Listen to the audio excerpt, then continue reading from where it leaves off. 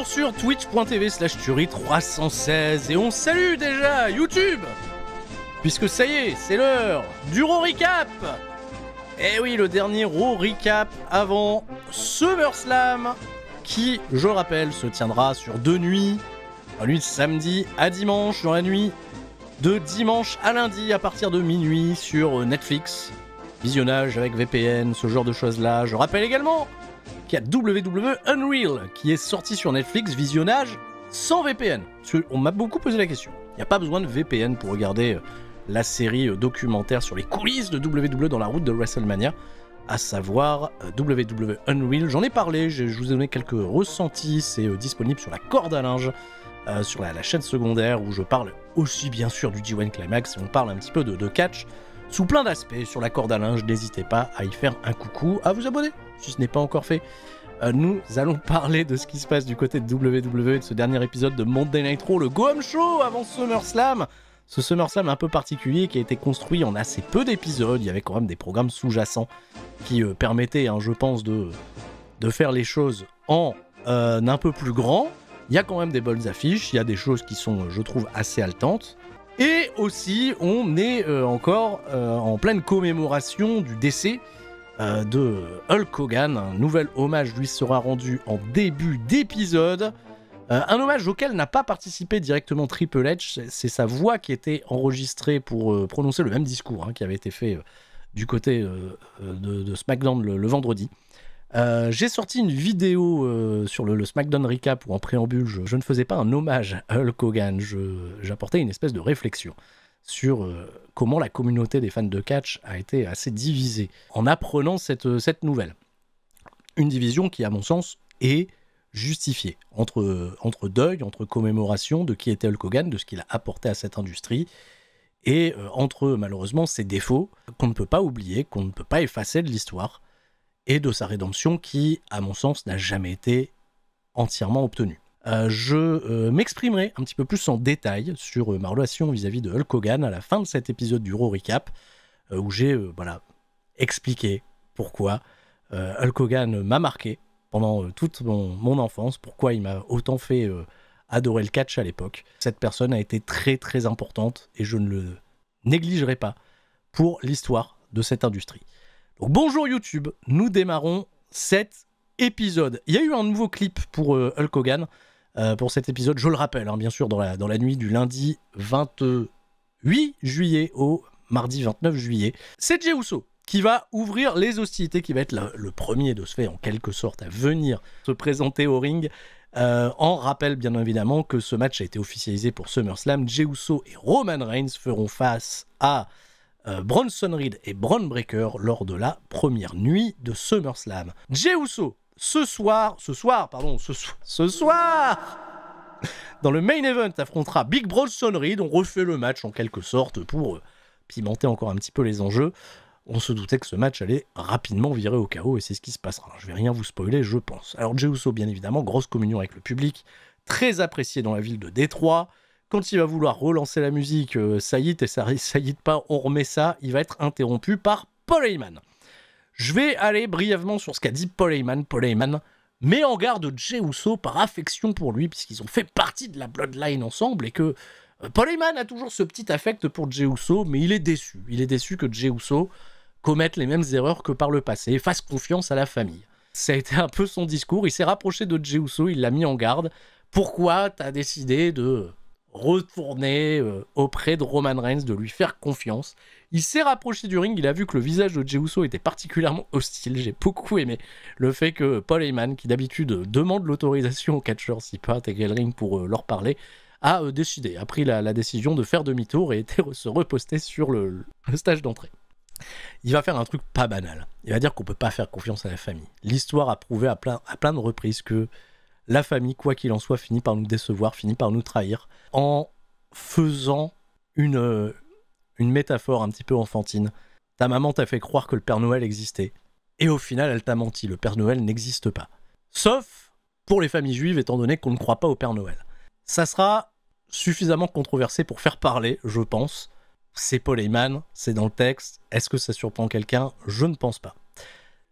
Alors, les trucs autour de la famille, évidemment, ça va recréer derrière, hein, le gros intérêt pour Jey Uso de répondre à Paul Heyman qui a toujours considéré sa famille comme ultra importante dans ce milieu. Je pense que la dynastie samoane est ultra importante, que la lutte vers Roman Reigns était aussi une lutte de famille, mais était une lutte principalement dédiée à ce que Roman Reigns incarnait à l'époque quand il était le chef tribal. Les pardons ont été faits, les excuses ont été faites. Il y avait vraiment, tu vois, une espèce d'envie d'aller sur le duel psychologique d'un Roman Reigns qui resterait quoi qu'il en soit Roman Reigns, qui n'accepterait pas de Jey Uso devenir une plus grosse star que lui. Peut-être que c'est des éléments qui seront racontés plus tard. Peut-être qu'on a glissé un petit fusil de Tchekhov discrètement, mais Jey Uso va pas se laisser impressionner par les paroles de Paul Heyman, qui va rebrousser chemin après ça, et Jey Uso célébrera encore un peu plus avec le public. Il a tenté son coup, Paul Heyman, il a tenté de semer un petit peu la zizanie. Pour l'instant, c'est peine perdue. Jey Uso est focus, fait confiance à son frère Roman Reigns pour livrer cette bataille contre Bronson Reed et Bron Breakker. Le programme de ce soir, on nous annonce que Gunther s'adressera à nouveau à CM Punk suite à ce qui s'est passé la semaine dernière où Gunther avait cloué le bec de CM Punk après sa promo. Les championnats par équipe sont remis en jeu par le Judgment Day contre ceux qui avaient obtenu leur opportunité la semaine passée. La LWO, Joaquin Wilde et Cruz Del Toro, qui arrivent en gros outsiders pour ce combat. On a un combat 4 contre 4 féminin All-Star en quelque sorte, puisque on a une Dream Team composée de Stephanie Vaquer, de Rhea Ripley, de Io Sky et de Nikki Bella, qui fera pas une mauvaise impression sur ce combat, contre les mauvaises, les méchantes, les vilaines, Naomi, Chelsea Green et son Secret Hervis. Et là, tout de suite, pour lancer le premier combat de cette soirée à Monday Night Raw, où j'ai trouvé que le catch était bien meilleur que la semaine passée du côté de SmackDown, AJ Styles, Kairi Sane et Asuka, dans un combat mixte, font face à Dominic Mysterio, Roxanne Perez et Raquel Rodriguez. Une affiche un peu étonnante qui apportait un petit peu de fraîcheur sur le papier, puisque, voir AJ Styles rejoint par les entrées des Kabuki Warriors et posé ensemble, c'était assez intéressant sur le papier. C'était un peu inédit, c'était un peu nouveau. Voilà, la fraîcheur fait du bien par moment. Un combat qui va durer 10 minutes, que j'ai trouvé avec une assez bonne physionomie. Asuka, sur ce match, va être assez discrète, puisqu'elle va avoir uniquement une phase légale dans le ring en tout début de combat, avant de se faire un peu oublier. Je sais pas si elle couvre quelque chose, Asuka, mais elle n'a pas été beaucoup utilisée sur ce match, puisqu'on va vite évoluer sur une très longue phase de hit sur Kairi Sane, une phase de hit que j'ai trouvée très intéressante, qui a vraiment créé une grosse frustration auprès du public, pour la faire totalement exploser, quand Kairi Sane, après de longues minutes de bataille, va réussir à aller relayer avec soit AJ Styles, soit Asuka, vous allez le découvrir. Il y a eu en plus de ça des faux tags qui ont été faits avec notamment Roxanne Perez qui vient tirer le pied, Raquel Rodriguez qui vient tirer le pied d'Asuka pour que le relais se fasse pas, Dominic Mysterio qui attaque AJ Styles. Cette frustration a été très très bien créée, et quand il y a eu le hot tag finalement avec AJ Styles, il y a eu une véritable explosion, et enfin, depuis des semaines que les mecs se courent après parce que Dominic Mysterio se cachait derrière une espèce de blessure hypothétique, on n'avait pas tout compris. Ces fameux mots d'excuse du médecin, voir AJ Styles coller une rouste à Dominic Mysterio, a été, je pense, très libérateur pour tout le public du côté de Détroit. Très très bonne démonstration de AJ Styles. Roxanne Perez, moment qui a pris la défense de Dominic Mysterio, qui s'est mis face à lui en bouclier pour éviter le phénoménal forearm. Je trouvais que c'était un petit fusil de Tchekhov qui peut être très intéressant le jour où on verra Liv Morgan redébarquer dans l'équation.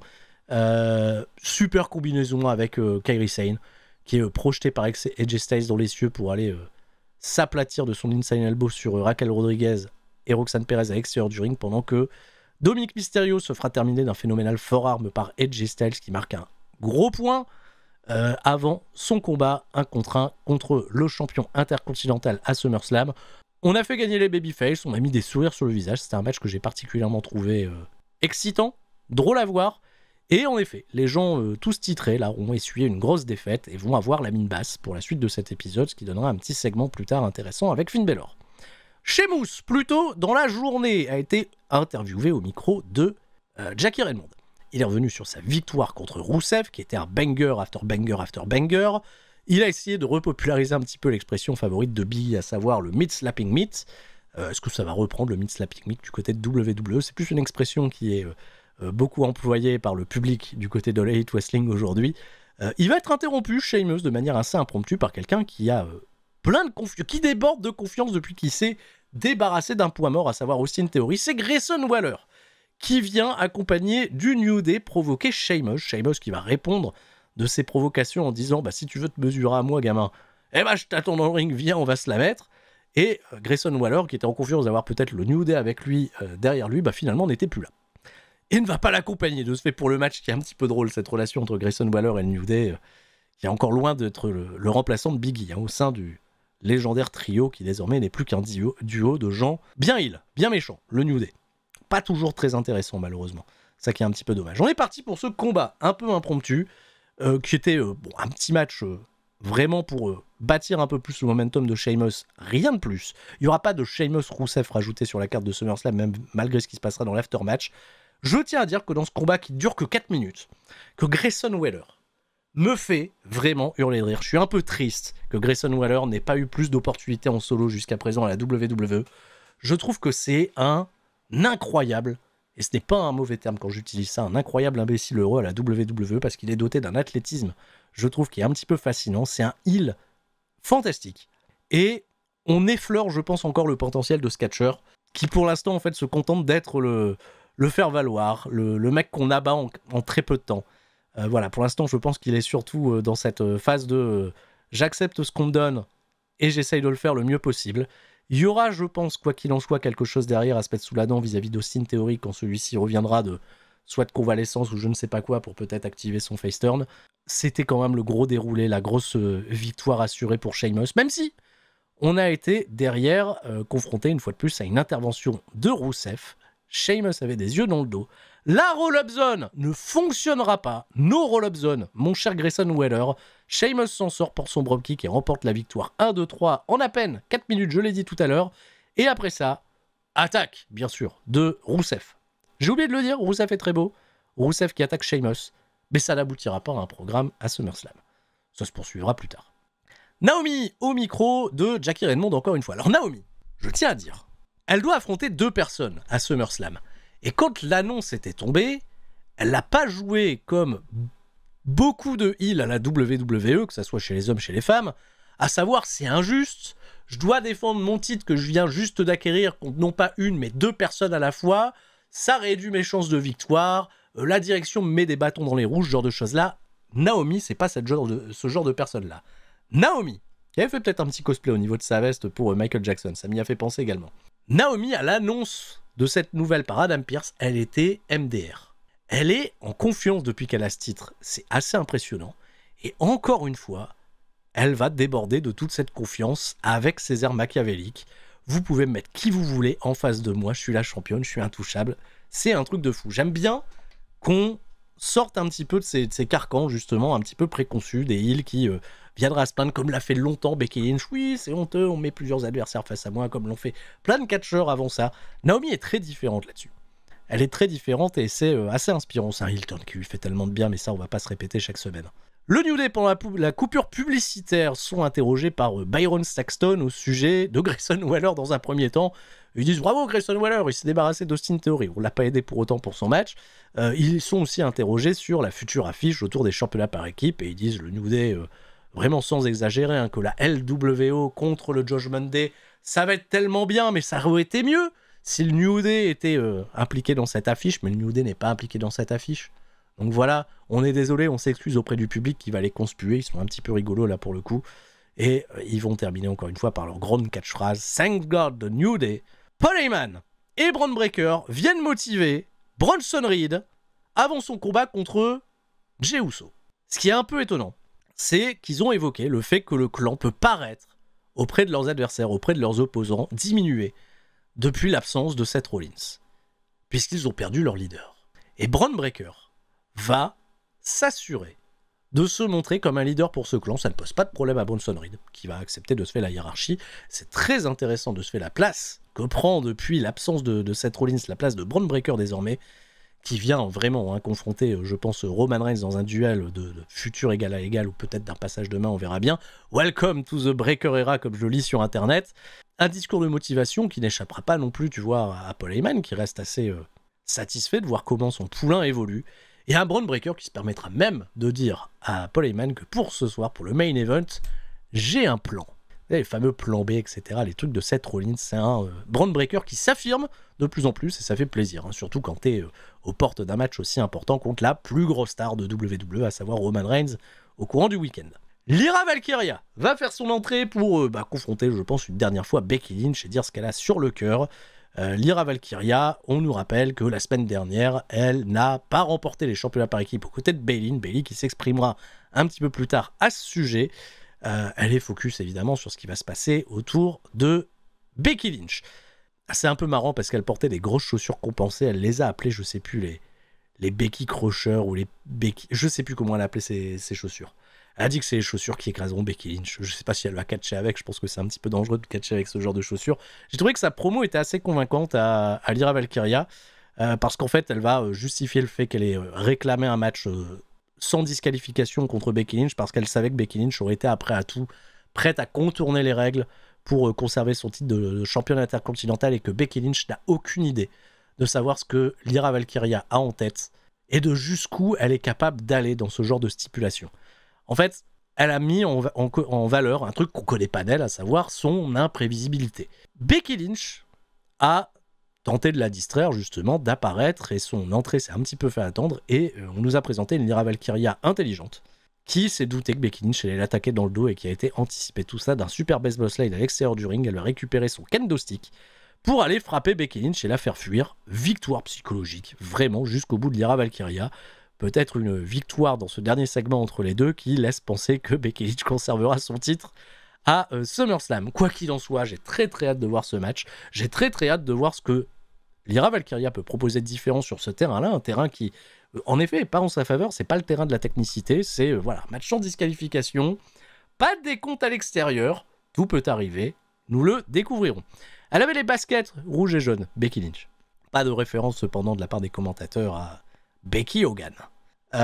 Ok, backstage, on va retrouver, plutôt enregistré dans la journée, une entrevue, un entretien entre Corey Graves et Sami Zayn, un entretien qui va servir de prétexte. Corey Graves qui va juste revenir sur la longue histoire entre Sami Zayn et Karrion Kross qui s'affronteront ce week-end à SummerSlam. Sami Zayn, en fait, il en a marre, il comprend pas ce que lui veut en réalité Karrion Kross depuis des mois, ce qu'il lui reproche, de quoi il l'accuse, pourquoi il veut pas lâcher le terrain avec lui, qu'est-ce qu'il veut, il veut du pain ce gars-là, il en a marre Sami Zayn, mais ça peut se comprendre, hein. L'autre il est en mode focus harcèlement, ça n'en finit plus, et cette interview va être interrompue par justement le principal concerné, à savoir Karrion Kross qui va demander à Corey Graves de se barrer, et Karrion Kross va intimider Sami Zayn, notamment en sortant cette fameuse batte de fer, toujours dans le délire de Sami Zayn, tu fais le gentil, mais au fond de toi, je sais que t'es pas un gentil, il y a le fameux diable qu'on connaît, les diables qu'on ignore, je pense que t'es une mauvaise personne, et j'existe de toi, Sami Zayn, qu'à la fin de notre combat, quand je t'aurai battu, que tu reconnaisses que tu n'es pas une bonne personne. Il a donné la batte en fer à Sami Zayn, un petit peu comme un geste. On sent qu'il va y avoir une provocation un petit peu à la John Cena contre Bray Wyatt de WrestleMania 30 dans ce combat, que Karrion Kross va essayer de pousser Sami Zayn à la faute. Et Sami Zayn va dire qu'il se trompe à son sujet, mais que si Sami Zayn vient à gagner, il exigera alors que Karrion Kross avoue s'être trompé à son sujet. Et j'ai trouvé en fait que c'était une ouverture très intéressante sur tout ça, parce que Karrion Kross jouit d'une immense popularité aujourd'hui en France, il y a encore, enfin pas en France, il jouit d'une popularité un peu internationale, il y a encore le hashtag We Want Kross qui a été en tendance ces derniers temps aux États-Unis. Je pense que si Kross vient à perdre contre Sami Zayn et admettre qu'il s'est trompé au sujet de Zayn, on a une porte très très bonne pour peut-être le faire tourner babyface. Est-ce que WWE veut d'un Karrion Kross babyface? Est-ce que WWE peut exploiter Karrion Kross en babyface au vu de sa popularité? Why not? Peut-être que je me trompe totalement, peut-être que Karrion Kross remportera ce match, quoi qu'il en soit. Il est resté bien pensif après que Sami Zayn lui ait remis cette batte. C'était un très bon segment. C'est le début du 8-Woman Tag Team Match. Naomi est la première à faire son entrée, elle va être rejointe par Chelsea Green et le Secret Service. On va pas voir l'entrée des Babyface tout de suite, d'abord on va arriver backstage pour Jackie Redmond qui a en interview Bayley. Et Bayley, depuis qu'elle a perdu son opportunité d'aller vers le championnat intercontinental, depuis qu'elle a perdu dans son combat pour les titres par équipe la semaine passée, Bayley, c'est le seum. Bayley, elle est pas bien, Bayley, elle est triste, c'est un panda triste. Elle n'a pas fait WrestleMania cette année. Et elle n'est pas sur la carte de SummerSlam. C'est assez dur parce que, bien sûr, je pense dans dans l'inconscient collectif de plein de fans de catch, c'est ce genre de déclarations qui font naître de la frustration et font penser à un potentiel heel turn pour celle qui a été, bah oui, une incroyable heel aussi, hein, du côté de WWE, elle peut jouer sur tous les tableaux, mais je trouve que la Bayley Babyface, aujourd'hui, est tellement fantastique, elle est tellement incroyable, que c'est une phase de rédemption pour elle qui peut s'écrire et qui peut raconter des choses très très bien. Elle était très importante, cette promo, juste avant SummerSlam, même si ça a duré qu'une minute à l'écran. Quoi qu'il en soit, quelle que soit la décision qu'ils prendront, ça appuiera ce qu'ils raconteront derrière avec Bayley, et Bayley, elle est pas hors des plans. Bayley, elle est fantastique depuis son retour.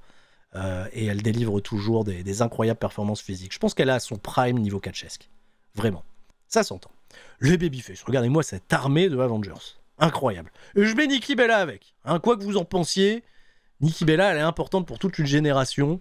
Bah, voir Nikki Bella au milieu là, des Io Sky, des Rhea Ripley et des Stephanie Vaquer, non, je ne trouve pas que ça fait tâche. Et j'étais très content de voir un peu ce genre de format à la WWE. Ça fait longtemps qu'il n'y avait pas eu ces gros 4 contre 4 un petit peu All-Star avec un gros star power babyface. Et ça va être un très chouette match de catch qui va s'ouvrir avec une Rhea Ripley qui, un peu comme Asuka tout à l'heure, va avoir sa seule période de femme légale dans le match au début de la rencontre face à Naomi, pour anticiper bien évidemment sur ce qui sera raconté derrière à SummerSlam. C'était un petit peu logique. Derrière, il va y avoir 2 longues phases de hits. Une première sur Nikki Bella qui va conduire un hot tag derrière pour Io Sky. Io Sky qui va subir après, encore une fois, les assauts des catcheuses heel. Et je remercie au passage Gros Donut pour les 46 mois. Io Sky qui est toujours fantastique hein, dans sa manière de mourir et d'acter ses comebacks, c'est vraiment très très cool. Et tu vois, sur le papier, ça paraît un petit peu déséquilibré. Là. Bon, le Green Régime, on sait bien que Chelsea Green, elle est plus avide de gros succès pour le moment. Elle reste importante au milieu de la carte de la division féminine, mais Chelsea Green et Piper Niven et Alba Fire, elles sont un peu vues comme des sous-fifres. Malheureusement, Naomi, elle n'était pas accompagnée d'aussi belles stars que dans l'équipe d'en face.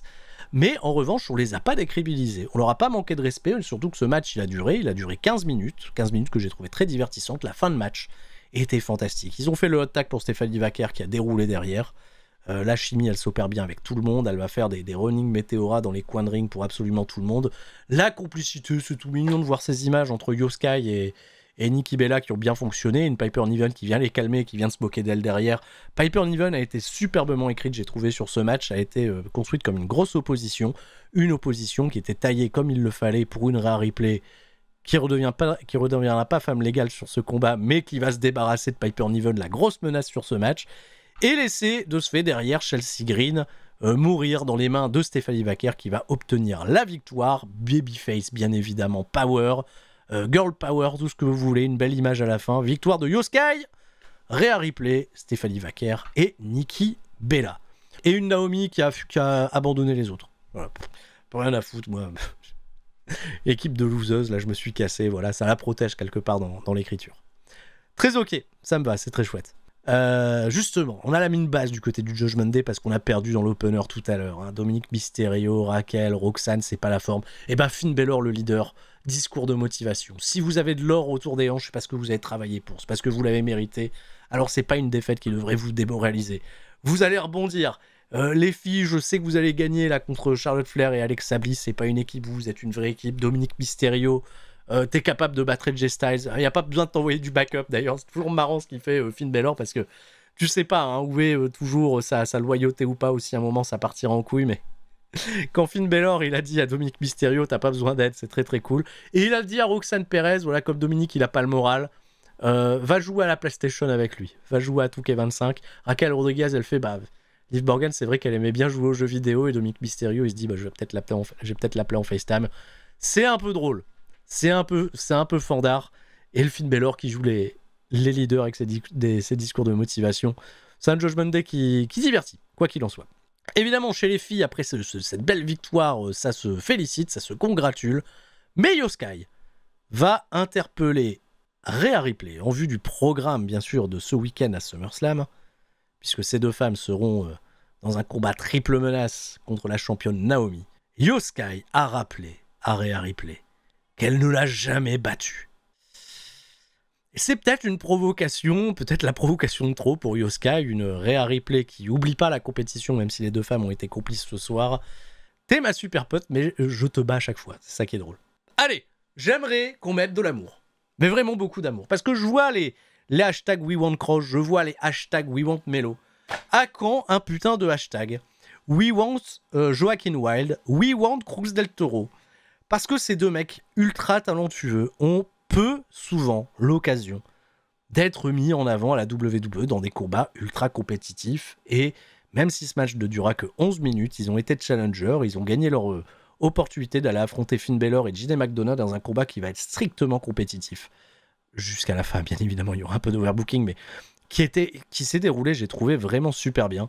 Le Judgment Day pour leur première défense de titre. J'ai adoré ce combat parce qu'il n'a pas eu le même schéma que les autres combats par équipe qu'on a vu avant, avec des longues phases de 8 où voilà, on crée les hot tags, on crée ces moments-là. En fait, à part la rapide domination de Finn Balor sur Joaquin Wilde, et pitié, donnez-leur un 1v1 de 10-15 minutes compétitif à ces deux-là, ça peut être très très bien. Ils ont une chimie qui a l'air très très naturelle. Joaquin Wilde est tellement fort. Il y a une longue phase de domination pour la LWO. En fait, dans l'écriture de ce match, ils ont eu vraiment l'occasion de briller, de montrer leurs automatismes en équipe, des choses qu'on voit malheureusement assez peu ou qui sont toujours un peu dans l'ombre de Rey Mysterio ou de ces gros combats 3 contre 3, etc., sans qu'on se rende compte vraiment du potentiel qualité par équipe de Joaquin Wilde et de Cruz del Toro, qui n'ont jamais eu l'occasion de développer beaucoup de personnalité dans leur écriture à la WWE. Joaquin Wilde, je ne sais plus depuis combien d'années il est signé par WWE. Cruz del Toro, je rappelle, le mec est là depuis 2016. Il est là depuis le premier Cruiserweight classique où il était Raúl Mendoza. C'est quand même presque aujourd'hui un vétéran à la WWE, 9 années. C'est quand même pas banal hein, pour Cruz del Toro, et des gens oublient des fois son nom. C'est ça qui me rend toujours fou, parce qu'il est malheureusement considéré trop bas dans la carte. C'est un excellent combat. La manière dont le Judgment Day va reprendre l'avantage avec juste de la technique, hein, juste un contre sur un crossbody de Joaquin Wilde avec un excellent dropkick de JD McDonough. On va avoir une mini hit sur Joaquin Wilde qui va pas durer longtemps, ça va pas s'éterniser. Il y a un gros comeback derrière avec un Cruz del Toro. Si la semaine dernière Joaquin Wilde s'est illustré dans le combat 3-way par équipe, là c'est plus Cruz del Toro qui aura ses occasions de briller. Son coast to coast d'un coin à l'autre du ring sur Jordan Devlin était incroyable. La réaction du public m'a fait chaud au cœur. Bravo! Vraiment un super match. La combinaison à la fin avec le moonsault et Cruz del Toro qui vient réussir un Phoenix Splash, ça a dû faire chier Seth Rollins, parce que lui à chaque fois qu'il tente ses Phoenix Splash ils sont esquivés, etc. Cruz del Toro il a sorti un Phoenix Splash impeccable. C'est un move qui a été le pin sur Finn Balor, où il pouvait partir à 3, il a été sauvé en dernière seconde par JD McDonough, qui est toujours volontaire pour sauver son mentor Finn Balor. Fin de match, après un petit chaos total, un gros saut de Joaquin Wilde à l'extérieur du ring, El Grande Americano Germanico, on ne sait pas trop, est venu détourner l'attention de l'arbitre, parce que bon, il est un peu en guerre contre les autres catcheurs mexicains, latinos, j'en sais rien. Il nous casse les pieds, celui-là, Dragon Lee est venu faire le save. Nous a débarrassé d'El Grande Germanico, on n'en sait rien non plus. Et pendant que l'arbitre était concentré sur tout ce beau monde, il n'a pas vu que Cruz del Toro, qui était sur le point de capitaliser son effort depuis encore une fois la 3e corde, s'est fait attaquer par un autre mec masqué. Un quoi?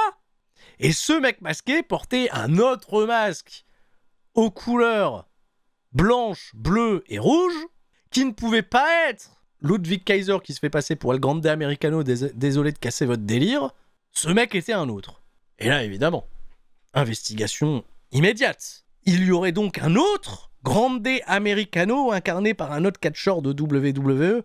Et là, bien sûr, je suis physionomiste. Je regarde du catch depuis plus de 35 ans. J'ai la mémoire un petit peu des physiques, des gabarits. Je suis également au courant de ce qui se dit sur les dirt sheets, de ce qui se raconte, des rumeurs. Qui serait ce second El Grande Americano? Eh bien, je vais vous le dire. Il s'agit de Omos, bien sûr. La taille, le gabarit, la couleur de peau, bien sûr.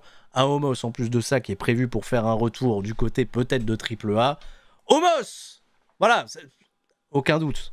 Bon, visiblement, c'est Pete Dunne.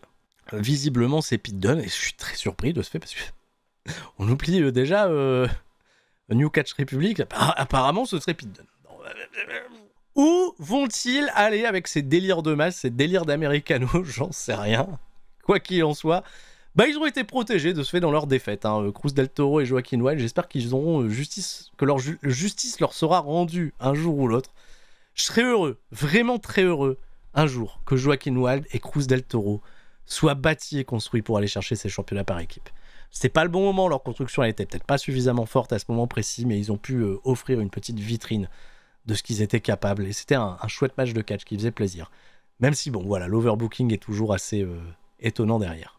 Victoire des champions par équipe et vous pouvez, de ma part, lancer les hashtags We Want Joaquin Wild, We Want Cruz del Toro sur les réseaux sociaux. Je pense que ça prendra une petite échelle, mais j'ai que de l'amour et du respect pour ces deux catcheurs.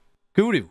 Ah oui, pendant la coupure publicitaire, Rousseff, il a dit qu'il terminait toujours pas ce qui se passe avec Sheamus. Et il est très beau aussi, j'ai besoin de préciser que Rousseff est beau. Voilà, je vous laisse mettre des images, des messages d'amour dans ce chat Twitch sur ce Rousseff qui est magnifique, qui est très très beau. Gunther, au ring. Qu'est-ce qui se passe, Gunther? Qu'est-ce qu'il nous raconte? Ah bah oui, il est content. Il a fermé le clapet de CM Punk la semaine dernière. Il lui a dit voilà, lui il se proclame le meilleur au monde. Moi j'ai rappelé les faits, je lui ai dit pourquoi j'étais le meilleur au monde et que c'était pas lui, qu'il allait souffrir, qu'il allait périr. Il est tellement fier, il est tellement content. Aussi content que moi qui remercie Bouddha à l'instant pour son 17e mois d'abonnement avec son Prime. Merci beaucoup. Que se passe-t-il derrière? Bah évidemment, CM Punk, il va pas se laisser décontenancer cette fois-ci, il vient répondre à Gunther. Et en effet, il dit, il s'est pas fait fermer le clapet, il a dit, il a été un peu abasourdi. Il a eu l'impression que Gunther le prenait pas suffisamment au sérieux. Et en fait, ça lui a permis pendant une semaine de réfléchir à quel point, de réfléchir pendant une semaine ce que représentait ce championnat World Heavyweight. Alors, il a fait une début d'amorce de phrase en disant qu'il n'allait peut-être pas estimer son importance, mais au final, il a vite dérivé sur la fameuse phrase qui a été prononcée par Stone Cold Steve Austin dans sa construction de programme avec The Rock à l'aube de WrestleMania 17. Il a dit à quel point il avait besoin de ce championnat World Heavyweight. Et en fait, il a utilisé plusieurs superlatifs pour dire à quel point il en avait besoin. I need this championship, notamment pour rendre fiers les fans et le brandir au-dessus de ma tête pour rendre fiers les fans qui ont chanté mon nom pendant 10 ans ici quand j'étais pas là. C'était très convaincant, c'était une excellente delivery. Et quand Gunther a voulu répondre, c'était hyper drôle. CM Punk a juste mis la main sur son micro et l'a traité de galmin. Il lui a dit « Kid, ce week-end, apprête-toi à savoir ce que c'est d'aller affronter le meilleur au monde. Parce que c'est bien, t'as un beau petit palmarès. Mais depuis toutes ces années, j'ai combattu tellement de superstars, tellement de légendes, des gens au Hall of Fame, ce genre de choses-là. Ne t'avise pas de mépriser, de minimiser tout ce que j'ai fait pour ce milieu, tout ce que j'ai fait pour ce business. » Et c'est CM Punk de ce fait qui a cloué le bec à Gunther et qui fera son petit drop mic et qui repartira avec le grand sourire pendant que Gunther est resté sur le ring plutôt pantois. Je suis agréablement surpris que WWE ait construit ce programme sans aucune confrontation physique entre les deux. Sans qu'il y ait à aucun moment un échange de coups, juste des mots. C'était suffisant. C'était voilà deux égos qui ont été poussés un petit peu, qui ont eu chacun leur drop mic. Très bien, ça me va. C'est sobre et efficace. Il n'y a pas besoin de beaucoup plus. On sait que derrière le match va nous raconter quelque chose de très très chouette. Après, ils ont tellement abusé WWE pendant des semaines et des semaines, des mois et des mois, des bagarres séparées par 1 milliard de membres de la sécurité, des catcheurs locaux et ce genre de choses-là. Ça fait du bien des fois de voir autre chose dans les programmes. Un point sur la carte complète de SummerSlam, journée du samedi, probablement le main event. Gunther contre CM Punk. Le samedi, je rappelle à chaque fois, ça sera à minuit, sur Netflix, avec un VPN bien sûr, ou sur le WWE Network, bien évidemment. Roxanne Perez et Raquel Rodriguez défendent les championnats par équipe contre Alexa Bliss et Charlotte, ça sera du samedi. Samedi toujours, Sami Zayn contre Karrion Kross. Avoir un petit peu d'émotion peut-être dans ce truc-là, ça va raconter, j'espère en tout cas, une bonne histoire. Le match attraction, le match people, Randy Orton et Jelly Roll contre Drew McIntyre et Logan Paul. Toujours du samedi, Jade Cargill contre Bianca Belair. Alors là, mon investissement, il est pas là. Ça, c'est là. Pour moi, c'est le gros loupé de WWE sur la construction de ce SummerSlam. C'est un peu étonnant. Et le Roman Reigns de Jey Uso contre Bronson Reed et Braun Breaker. Je reparlerai bien évidemment de toutes ces affiches lors du Sturistradamus un peu plus tard cette semaine. Dimanche, Triple Threat Match pour le championnat World's Women où Naomi défend contre Io Sky et Rhea Ripley. Vous avez vu qu'il y a encore une fois des sponsors différents pour chaque combat. Le match en cage où Jacob Fatu fera face à Solo Sikoa. On a mis une cage pour qu'il n'y ait pas d'intervention. Lolilol, vous savez très bien. Becky Lynch, dans un match sans disqualification, affrontera une Lyra Valkyria qui se prétend être imprévisible dans ce genre de stipulation. Je suis très curieux. Championnat intercontinental, Dominic Mysterio défend contre AJ Styles. Alors je suis très curieux de qui ils vont faire gagner sur ce match. Dominic Mysterio, qu'est-ce qui va nous sortir du chapeau pour peut-être conserver son titre? Je suis très très... C'est un match qui attise énormément ma curiosité, qui peut être un bon match sur le papier. Le gros bordel vit évidemment 6 équipes, TLC match, et c'est vrai que ça fait une carte bien stacked pour le coup. Nathan Fraser, Axiom, contre DIY, contre les Street Profits, contre les Wyatt Six qui sont les tenants du titre, contre les Motor City Machine Guns, contre Andrade et Rey Fenix. Andrade, il rate pas beaucoup de pay-per-view en ce moment de WWE, bravo à lui. Et enfin, le main event, le match du cinéma, du storytelling, de l'overbooking, de j'en sais rien. À quelle sauce on sera cuisiné? Street Fight. Au moins, ils sont pas obligés de justifier un ref bump. On pourra intervenir, on pourra faire ce qu'on veut. John Cena contre Cody Rhodes, la revanche de WrestleMania, avec un Cody Rhodes qui va affronter le vrai John Cena. Et un John Cena qui voulait pas venir bosser parce qu'il était fatigué. Et on est prêt pour ce main event, Jey Uso contre Big Bronson Reed, accompagné de Paul Heyman et de sa mallette du Money in the Bank et du sub repris pour le 13e mois de Harry Joker. Merci beaucoup. Un match oubliable. Il n'y a rien à dire. Il y a des bonnes réactions de la part du public dès que Jey Uso fait des petits comebacks. Évidemment, Bronson Reed, il est plus imposant physiquement, donc il prend un ascendant. Jey Uso monte de l'abnégation, il monte de la force, il fait des comebacks, et tout ça, ça va durer 7 minutes, jusqu'à ce que Jey Uso, après le retour de coupure publicitaire, fasse un dive, un suicide dive entre les deux cordes sur Bronson Reed, et se fasse découper en deux par un Braun Breaker, qui en avait rien à foutre des règles du match. On n'était pas là pour gagner le combat, on était là pour passer un message, pour blesser Jey Uso, une situation de 2v1, avec... surprise pour absolument personne, puisqu'il était annoncé sur cet épisode, Roman Reigns est arrivé à la fin pour faire Zoro, et Roman Reigns va se débarrasser de tout le monde. On repousse Bronson Reed, on repousse Braun Breaker, on relève la poignée de main fraternelle avec le cousin de Jey Uso. Alors elle n'est pas fraternelle puisque c'est pas son frère, c'est son cousin. Bon, poignée de main familiale, vous faites ce que vous voulez avec vos poignées de main. En tout cas, elle est bien jolie celle-ci, on peut se faire confiance dans la famille. Et vraiment, ils débordé de confiance. Ils ont été remettre un super kick, un Superman punch. Ils ont été se mettre à l'extérieur du ring pour tenter en stéréo une course autour du ring pour aller mettre une double spear. Et ils se sont fait cueillir comme des bleus. Bah voilà, sans grande explication. Là, vous le voyez juste au-dessus de moi. Voilà, c'est illustré. Ça n'a pas été bien filmé de la part de WWE. Je pense qu'ils ont voulu garder un plan large. Mais Braun Breaker a découpé Roman Reigns avec une grosse spear. Bronson Reed, il a mis un gros taquet à Jey Uso et ça sera avantage final pour les Heels qui vont enfin gagner une manche sur Roman Reigns et Jey Uso. Tsunami sur Jey Uso, Tsunami sur Roman Reigns et Braun Breaker va faire un truc très intéressant. Bien sûr, les passations de main, ce genre de choses-là. Au-dessus de la carcasse de Roman Reigns, sans qu'il ait pris le micro, il va dire, tu vois tout ça Roman, tu vois ce caméraman, tu vois les gens dans le public, tu vois, c'est mes gens. C'est mes gens. Il a parodié, il a repris les propos qu'avait dit Roman Reigns à l'époque en disant que tout lui appartenait à la WWE. Braun Breaker, en fait, il veut la place de Roman Reigns. Il est le next big thing. Et dans l'écriture de WWE, c'est vraiment parfait parce que on sait que Braun Breaker va être le poster boy de cette compagnie. Il est préparé, moulé à ça et visiblement assez accepté par le public pour peut-être camper cette position quand il sera au sommet de la WWE. En tout cas, on va lui souhaiter le meilleur à Braun Breaker. C'était intéressant en fait de le confronter à Roman Reigns sur ce sujet. Il n'a pas la même aisance que lui au micro, évidemment, ça prendra je pense du temps pour convaincre un maximum de personnes là-dessus. C'était intéressant de se mettre ces petits indices maintenant, un Braun Breaker qui bien sûr prend en assurance et va en plus de ça terminer le travail avec une double spear encore une fois, et sur Jey et sur Roman Reigns qui était près de la barricade. Bon, c'était peut-être le truc en trop, on aurait pu finir le show sur les images d'avant.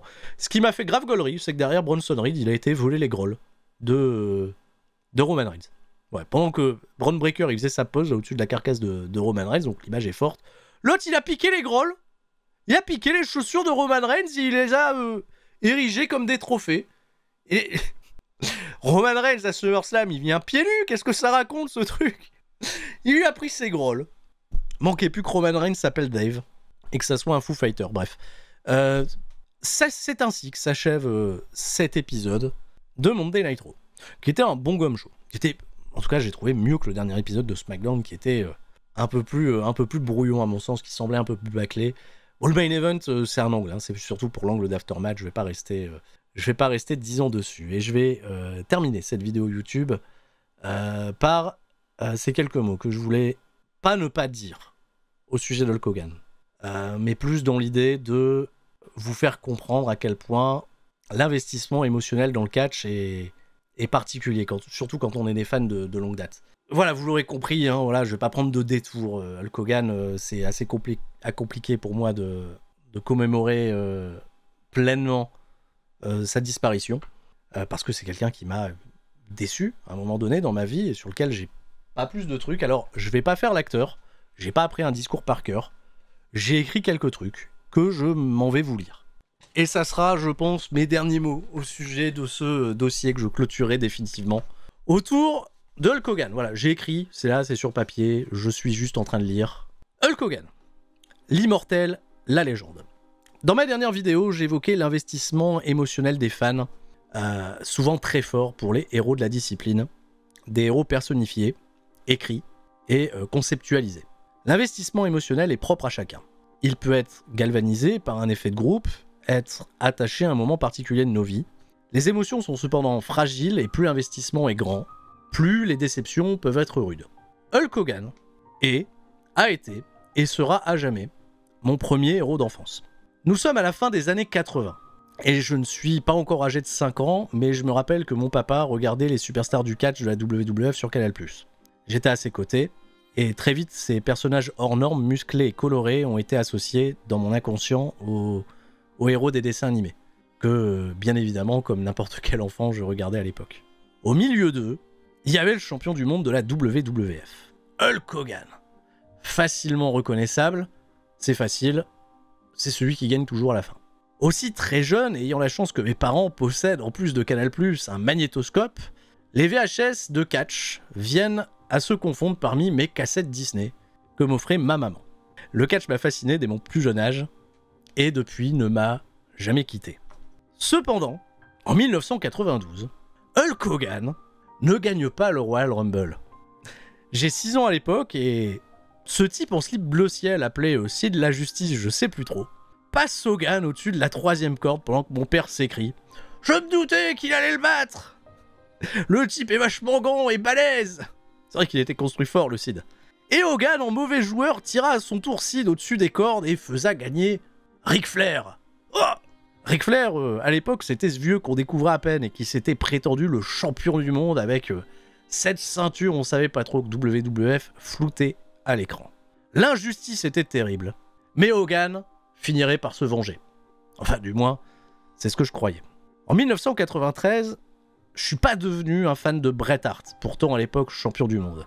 J'étais terrifié par les nouveaux méchants de la WWF. Entre Yokozuna, le sumo venu du Japon, paraît-il, qui paraissait imbattable, et le géant Gonzalez, qui m'a certainement fait cauchemarder plus d'une fois.